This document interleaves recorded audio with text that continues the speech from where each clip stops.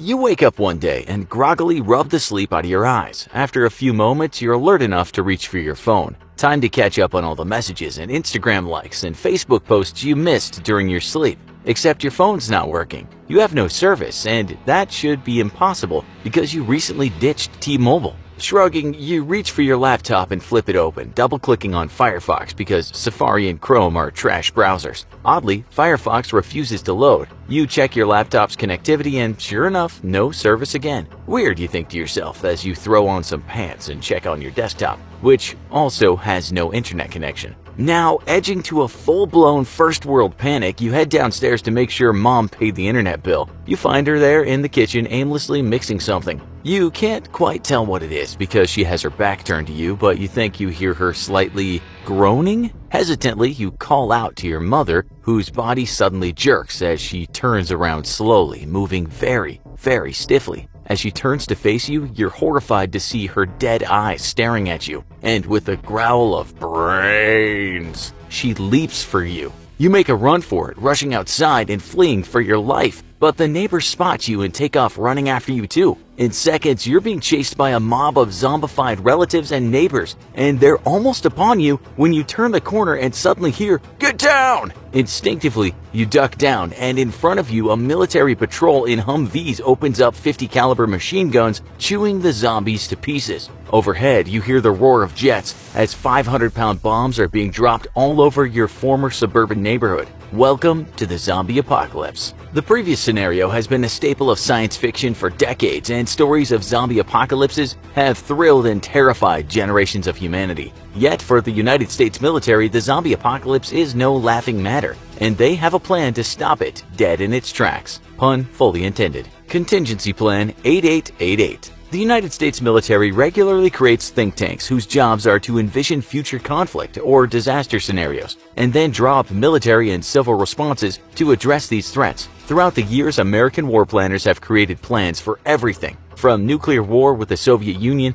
to an enemy invasion of the US mainland to responding to a massive asteroid or comet strike on planet Earth. Incredibly, the US military also has several contingency plans to combat an alien invasion, and that's no joke. These plans are highly secretive, as are the other contingency plans, and present military options to combat a variety of different alien invasion scenarios, at least to the best as our limited technology allows. Yet one of these contingency plans is unclassified and has been public knowledge for years. That's Contingency Plan 8888. Originally, Con Plan 8888 was developed as a teaching tool for American military planners. It was meant to be a fun exercise that introduced new war planners to the complexities of developing realistic response plans to a variety of contingencies. Because of the threat of war plans being made public, the instructors behind the original Con Plan 8888 exercises wanted to use a completely fictional scenario, rather than using realistic scenarios with real nations that could be misconstrued in the public eye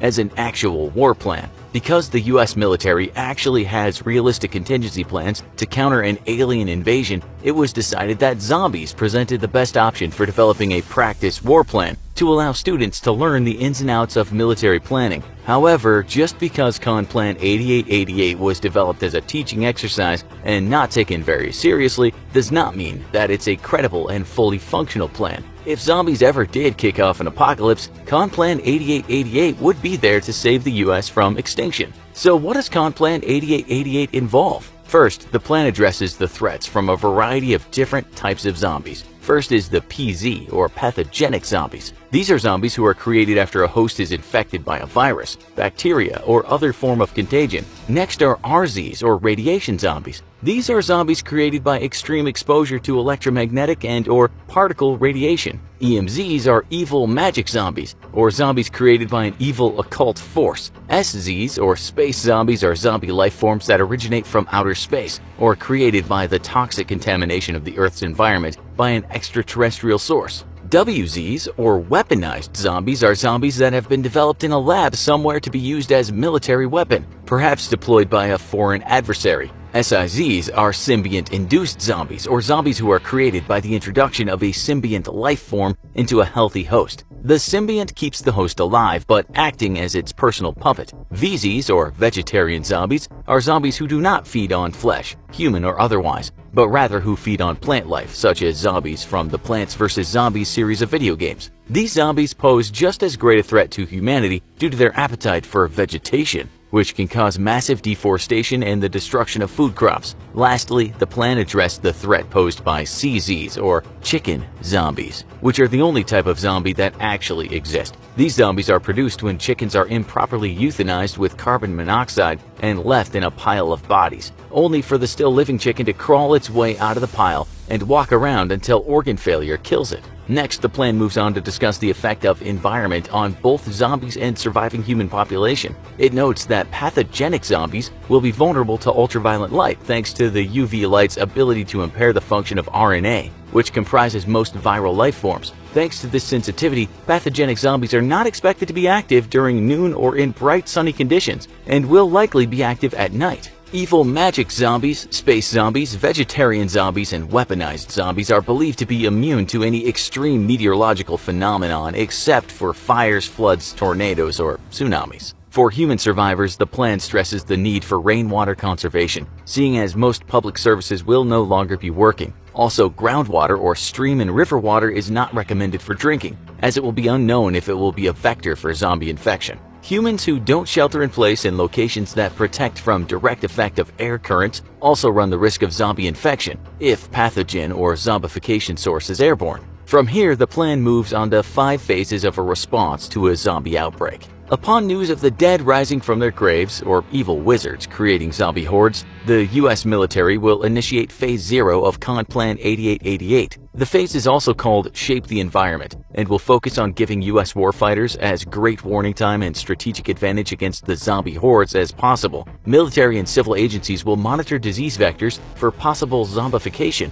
identifying any ways that infection can spread, and taking precautionary measures. With constant monitoring, the U.S. military will be ready once the outbreak reaches critical levels, or is unleashed in full inside North America. All military forces will engage in renewed hazmat training as well as nuclear, biological, and chemical warfare training, already a routine part of U.S. military training. Phase 1, Deterrence, will begin upon receipt of a warn ord or a warning order by U.S. Strategic Command. In a normal war plan, this phase of planning involves displays of military power, so that foreign adversaries are deterred from hostile action. Because zombies cannot be reasoned with or intimidated, however, other forces which could further spread a zombie plague or aid in a zombie apocalypse, such as terrorist groups, adversary nations, and unethical bioresearch companies, are targeted instead. Phase 1 will see the U.S. military initiate large-scale training meant to show any would-be human collaborators that the U.S. military can still operate within a toxic and contaminated environment,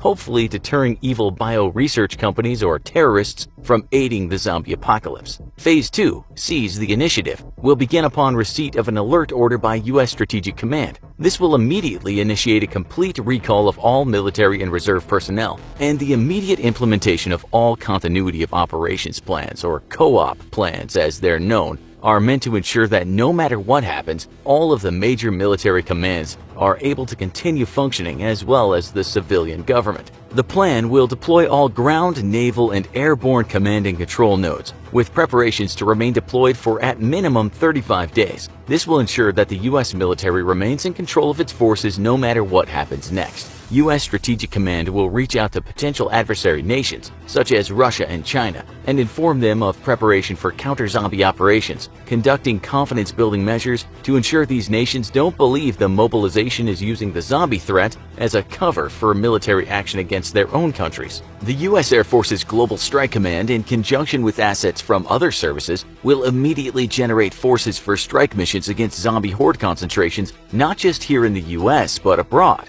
The rest of the U.S. military will immediately begin fortifying civilian defense zones and enforcing quarantines where applicable. Phase 3, Dominance, will initiate a massive American military response against the zombie threat. Combat operations must be swift and completely eradicate zombie concentrations, as even a lone survivor can reignite a zombie outbreak. Cities and other major population centers may need to be indefinitely blockaded by military forces while the civilians are relocated to more remote areas. Phase 4, Stabilization, will begin no earlier than at least 40 days after the initiation of Phase 3 operations. U.S. military forces will begin initiating local reconnaissance operations in order to determine the strength of surviving zombie forces. They'll also locate isolated pockets of survivors and shepherd them to secure areas, as well as survey the status of basic civil services such as power, water, sewage, and lines of communication. Recon forces will also conduct surveys of the epidemiological security of the local environment,